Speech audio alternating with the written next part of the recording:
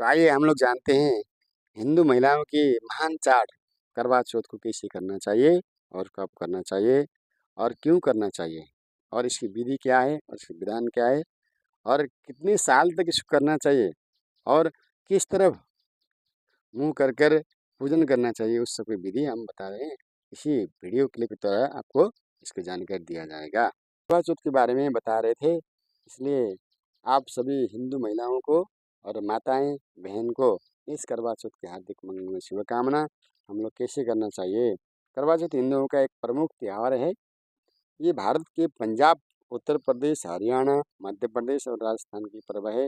ये कार्तिक मास की कृष्ण पक्ष की चतुर्थी को मनाया जाता है। ये पर्व सौभाग्यवती सुहागिन स्त्रियां मनाती है।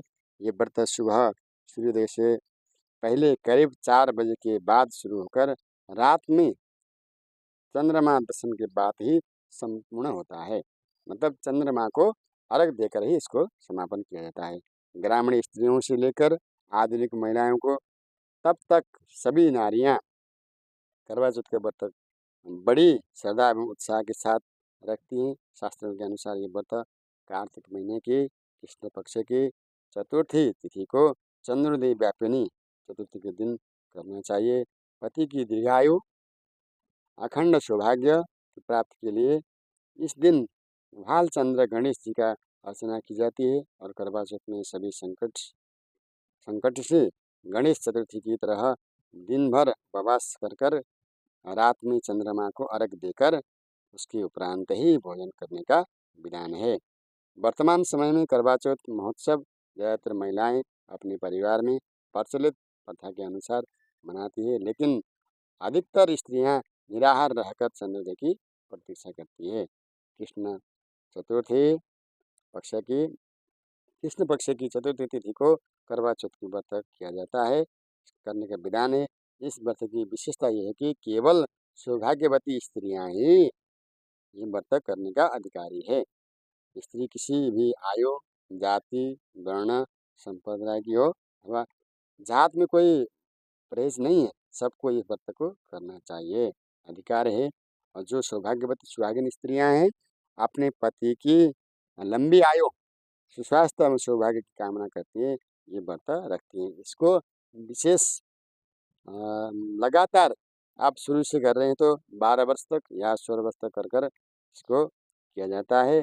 आबादी पूरी होने के पश्चात इसका व्रत का उद्यापन भी होता है, उपसंहार किया जाता है। जो सुहागिन स्त्रियाँ आजीवन रखना चाहे जीवन भर इस व्रत को कर सकती है। इस व्रत के समान सौभाग्यदायक व्रत और कोई दूसरा नहीं है। विशेष हिंदू नारियों के लिए विशेष है। अतः सुहागिन स्त्रियां अपने सुहाग की रक्षा, अपने घर की रक्षा, पति की लंबी आयु, इसके लिए इस व्रत को पालन करती हैं। इसका करवा चौथ करने के पूजन की विधि कैसा है। आप लोग सवेरे उठकर स्नान कर और पूर्व की दिशा अथवा उत्तर दिशा की ओर मुँह करके एक लकड़ी का चौकी रखकर उस पर बिछाएं, कपड़ा बिछाएं और उस पर शिव जी, माँ गौरी, गणेश जी का तस्वीर या चित्र रखें। साथ ही उत्तर दिशा में एक जल से भरा हुआ कलश स्थापित करें और उसमें थोड़े से अक्षत डालें। इसके बाद कलश पर रोली, अक्षत, टीका लगाएं और गर्दन पर कलश की जो कंठ में मौली बांधें। 3 जगह 4 पूड़ियाँ और 4 लड्डू लें। एक हिस्से का कलश के ऊपर, तीसरे की मिट्टी या चीनी के ऊपर करवे और तीसरे हिस्से को पूजा के समय महिलाएं अपनी साड़ियाँ या चुनरी के पल्ले में बांध कर लें अथवा करवा चौथ माता के सामने ही घी का दीपक जलाकर कथा पढ़ें। पूजन के बाद साड़ी के पल्ले में जो करवे पर रखी हुई प्रसाद को बेटे या अपने पति को खिला दें। वही कलश पर रखे प्रसाद को गाय को खिला दें।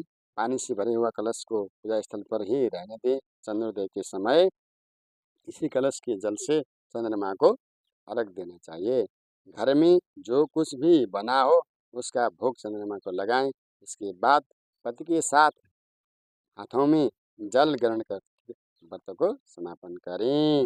बोलिए करवा चौथ माता की।